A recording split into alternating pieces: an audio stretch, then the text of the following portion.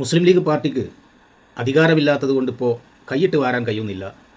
മുസ്ലിം league പാർട്ടിയും അതിൻ്റെ നേതാക്കളൊക്കെ ഒരു കുറുവാ സംഘമാണ്, ശവം തീനികളാണ്.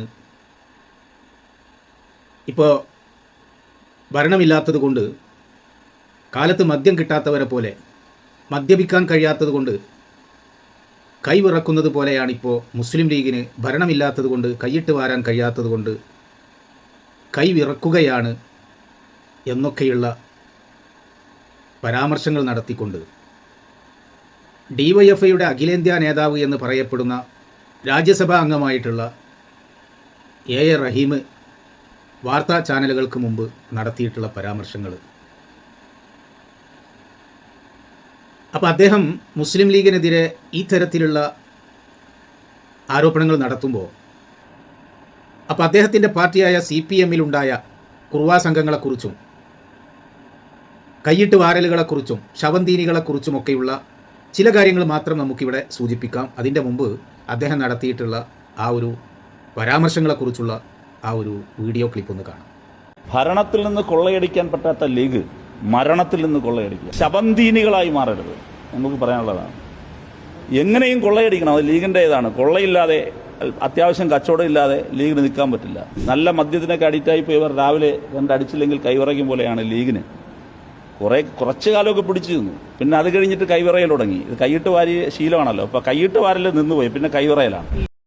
അപ്പോൾ മുസ്ലിം ലീഗിനെ കുറിച്ച് മുണ്ടക്കൈ ചൂരൽമലയിലെ മുസ്ലിം ലീഗിൻ്റെ ഭൂമി സംബന്ധമായ വിഷയങ്ങളുമായി കൊണ്ട് വന്നിട്ടുള്ള ചില സാങ്കേതിക പ്രശ്നങ്ങൾ, നിയമ പ്രശ്നങ്ങളെക്കുറിച്ചുള്ള വാർത്തകൾ കേട്ടതിന് ശേഷം മുസ്ലിം ലീഗിൻ്റെ നേതാക്കൾ അതിലെ ഫണ്ടൊക്കെ വിഴുങ്ങിപ്പോയി, ഒക്കെ അവർ വിഹിതം വെച്ചെടുത്തു എന്നൊക്കെ വരുത്തി തീർക്കുന്ന രൂപത്തിൽ ഇത്തരത്തിലുള്ള പരാമർശങ്ങൾ മുസ്ലിം ലീഗിനെതിരെ നടത്തുമ്പോൾ അദ്ദേഹം ചിന്തിക്കണ്ടേ, തൻ്റെ പാർട്ടിക്കെതിരെയും തൻ്റെ പാർട്ടി നേതാക്കൾക്കെതിരെയും ഒക്കെ ഇത്തരത്തിലുള്ള ആരോപണങ്ങൾ ഉണ്ട് എന്നുള്ളത്. അപ്പോൾ ഇദ്ദേഹം പറഞ്ഞതുപോലെ CPMനകത്തുള്ള ശവം തീനികൾ തിന്നുപോയിട്ടുള്ള ഒട്ടേറെ ഫണ്ടുകളുണ്ട്. അതിൽ ചിലത് മാത്രം നമുക്കിവിടെ പങ്കുവെക്കാം. ആദ്യമായി കേരളത്തിൻ്റെ മുഖ്യമന്ത്രിയായ സഖാവ് പിണറായി വിജയനിൽ നിന്ന് തന്നെ നമുക്ക് തുടങ്ങാം. അദ്ദേഹം മുമ്പ് വൈദ്യുതി മന്ത്രിയായിരുന്ന കാലത്ത് ക്യാൻസർ സെൻ്ററിന് വേണ്ടി കിട്ടേണ്ടതായിരുന്ന കോടിക്കണക്കിന് രൂപ അടിച്ചു മാറ്റി. അതിൻ്റെ പേരാണല്ലോ ലാവ്ലിൻ കേസ് എന്ന് പറയുന്നത്. പല കോടതികളിൽ നിന്നും അദ്ദേഹം രാഷ്ട്രീയ സ്വാധീനവും മറ്റുള്ള സ്വാധീനവും ഒക്കെ ഉപയോഗിച്ച് ആ കേസിൻ്റെ ആരോപണത്തിലുള്ള വിചാരണ പോലും നേരിടാതെ രക്ഷപ്പെട്ടു പോരുകയാണ്. എന്നാൽ ഇപ്പോഴും ആ കേസ് നിലനിൽക്കുകയാണ്. പക്ഷേ അത് മോദിയുടെ കയ്യിലാണ് എന്ന് മാത്രം. മോദി അത് പുറത്തെടുക്കണം എന്ന് വിചാരിച്ചാൽ അത് പുറത്തു വരും, അത് പൂട്ടി വെക്കണം എന്ന് വിചാരിച്ചാൽ അത് പൂട്ടി കിടക്കും. ആ രൂപത്തിലാണ് ഇപ്പോൾ ആ കേസിൻ്റെ കാര്യങ്ങൾ പോയിക്കൊണ്ടിരിക്കുന്നത്. ആ കേസ് 36-37 പ്രാവശ്യമറ്റേ ആയി കാണും ഇപ്പോൾ അത് മാറ്റിവെച്ച് പോന്നുകൊണ്ടിരിക്കണം. അപ്പോൾ അത് CPMും BJPയുമായിട്ടുള്ള ഒരു രാഷ്ട്രീയ അഡ്ജസ്റ്റ്മെൻറ്റിൻ്റെ മുകളിൽ മുന്നോട്ട് പോയിക്കൊണ്ടിരിക്കുകയാണ്. മറ്റൊന്ന്, പിണറായി വിജയൻ്റെ മകളായ വീണ വിജയൻ്റെ പേരിലുള്ള മാസപ്പടി കേസ്. കോടികളല്ല സഖാക്കളെ കുറുവാ സംഘം കൈവശപ്പെടുത്തിയത്.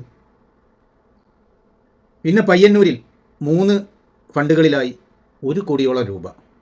ഇത് ധൻരാജി എന്ന സഖാവിൻ്റെയും വിഷ്ണു എന്ന രക്തസാക്ഷിയായ സഖാവിൻ്റെയും ഫണ്ടുകളിൽ നിന്നല്ലേ റഹീമെ CPMലെ കുറുവാ സംഘം അടിച്ചു മാറ്റിയത്.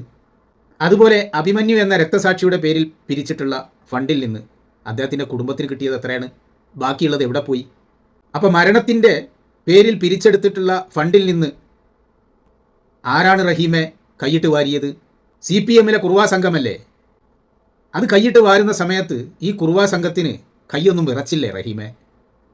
ഇനിയുമുണ്ട് റഹീമെ, നിൻ്റെ പാർട്ടിയിലെ കുറുവാ സംഘങ്ങളും ശവം തീനികളുമായ മുൻ മന്ത്രി അടക്കമുള്ള നേതാക്കന്മാർ അടിച്ചു മാറ്റിയ കണക്കുകൾ, കേസും കൂട്ടുമായിട്ട് ഇപ്പോഴും നടന്നുകൊണ്ടിരിക്കുന്നത്.